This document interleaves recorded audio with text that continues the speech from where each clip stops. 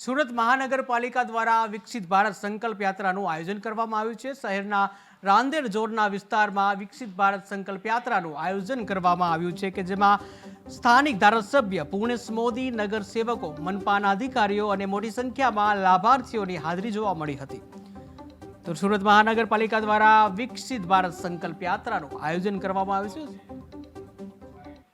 Surat મનપાના Rander zone વિસ્તારમાં વિકસિત ભારત સંકલ્પ યાત્રાનું આયોજન કરવામાં આવ્યું છે। ખાસ કરીને સરકારની વિવિધ યોજનાઓ લોકો સુધી પહોંચે જેની જનજાગૃતિને લઈને વિકસિત ભારત સંકલ્પ યાત્રાનું આયોજન કરવામાં આવ્યું છે। મારી પાછળના આપ દ્રશ્યો જોઈ રહ્યા છો। સ્ટેજ ઉપર ધારાસભ્ય પૂર્ણેશ મોદી, પૂર્વ મેયર હેમાલી બોગાવાલા તેમજ સ્થાનિક નગરસેવકો મોટી સંખ્યામાં જોવા મળી રહ્યા છે। સાથે સાથે લાભાર્થીઓની મોટી સંખ્યામાં હાજરી જોવા મળી રહી છે। ખાસ કરીને જનહિતલક્ષી યોજનાઓના લાભથી એક પણ વ્યક્તિ વંચિત ન રહે તે માટે જાગૃતિ કેળવવા આ સંકલ્પ યાત્રાનું આયોજન કરવામાં આવ્યું છે।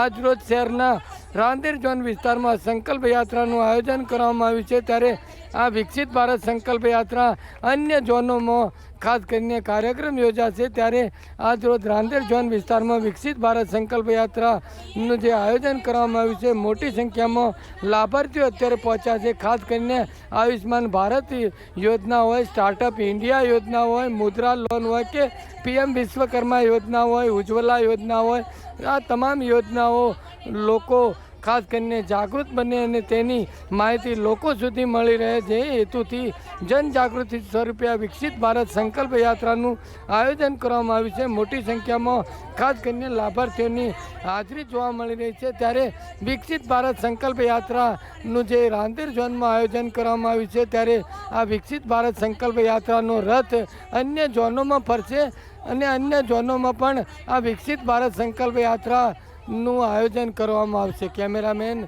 આરિફ સાથે બલદેવ દેસાઈ, KTV ન્યૂઝ ગુજરાતી, સુરત।